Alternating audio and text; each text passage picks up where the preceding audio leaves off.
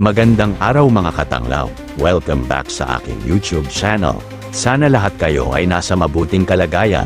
Bago tayo magpatuloy sa panonood ng video, maaaring mag-subscribe kayo sa channel at i-click ang notification bell para ma-notify sa mga bagong videos. Mayroon tayong update tungkol kay Epipanyo Labrador.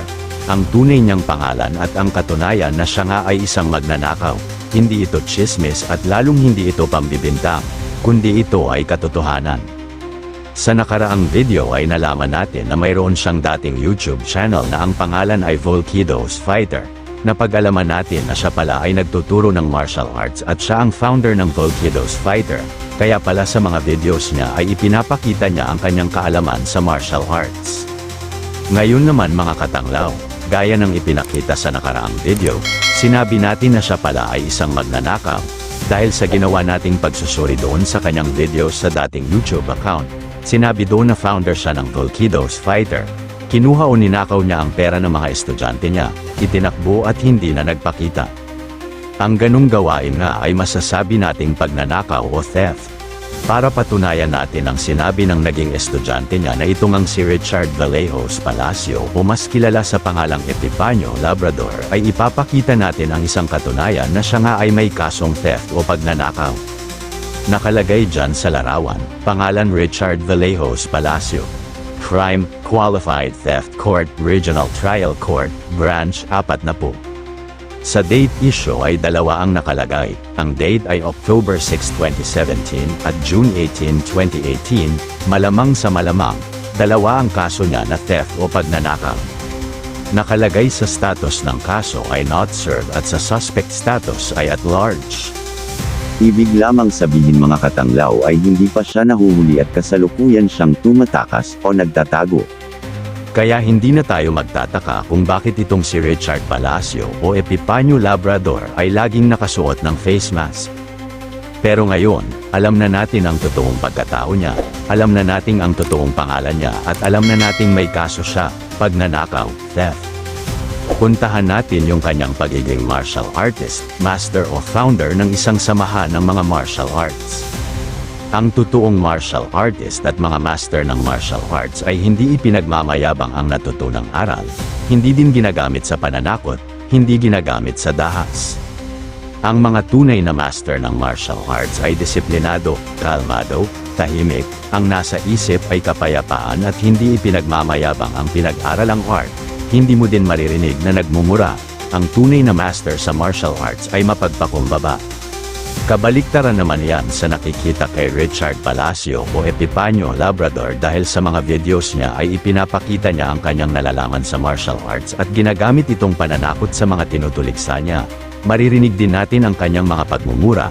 Hindi lang basta pagmumura kundi mga salitang pagbabanta at pananakot sa mga tinutuligsa niya. Ang mga ito ay makikita lang na pag-uugali ng isang taong mababang uri ang pagkatao at walang pinag-aralan. Makitid ang utak at ang hanap ay gulo. Hindi din mapagkakatiwalaan ang isang sinasabi ng taong katulad ni Richard Palacio o Epipanyo Labrador dahil nga sa napatunayan natin na siya ay isang magnanakaw o isang criminal. Ang isang magnanakaw nga ay kapatid ng sinungaling o hindi magsasabi ng katotohanan.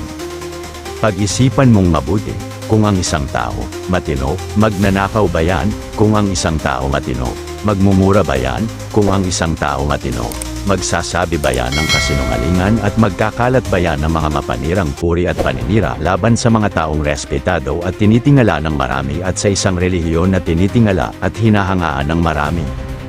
Alam natin na si Richard Palacio o Epipanyo Labrador ay isang tagatuligsa ngayon ng Iglesia ni Cristo, na sa tingin ko ay hindi niya talaga kilala at wala siyang alam tungkol sa Iglesia ni Cristo at tungkol sa pamamahala ng Iglesia. Ang Iglesia ni Cristo ay nakakalat na sa iba't ibang panig ng daigdig. Iba't ibang lahi na ang kaanib dito at nakarating na ito sa maraming mga bansa, lahi at lengwahe. Ang Iglesia ay kilala sa paggawa ng mabubuti, gaya ng pagtulong sa kapwa, ang paglingap sa mga nangangailangan at sa mga nasalanta ng mga kalamidad, hindi lamang dito sa bansang Pilipinas kundi maging sa iba't ibang panig ng daigdig. Ang iglesia ay hindi din kayang bayaran ng sinumang politiko gaya ng paninira ni Palacio, dahil sa ang iglesia ay totoong pinagpapala ng Diyos upang ito ay lalong lumago at lumaganap sa mundo.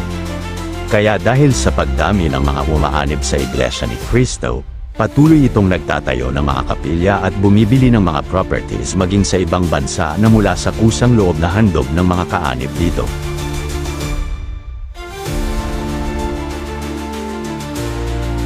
Ang kapatid na Eduardo de Manalo, ang kasalukuyang tagapamahalang pangkalahatan ng iglesia ay isang taong respetado, isang taong tinitingala hindi lang ng mga Pilipino, kundi ng mga respetadong tao din at mga taong nasa posisyon, hindi lamang sa bansa kundi maging ng mga banyaga, iba't ibang lahi na nasa posisyon ang nagpupunta sa kanya at nakikipag-usap, ayan ang hindi alam ni Richard Palacio o Epifanio Labrador. Isipin nating mabuti mga katanglaw, sino ba si Richard Palacio o Epifanio Labrador? Mapagkakatiwalaan ba ang isang taong criminal, isang taong magnanakaw? Dapat bang paniwalaan ang kanyang mga sinasabi at ipinaparatang patungkol sa Iglesia ni Cristo? Hindi siya ka-level ng Iglesia, hindi siya ka-level ng kapatid na Eduardo Manalo. Si Epifanio Labrador o Richard Palacio ay isang anay ng lipunan na hindi dapat pagkatiwalaan at hindi dapat paniwalaan dahil isa siyang criminal, isa-isang magnanakaw at isa siyang mayabang. Kayo na din ang humusga mga katanglaw. Muli, maraming salamat sa panonood.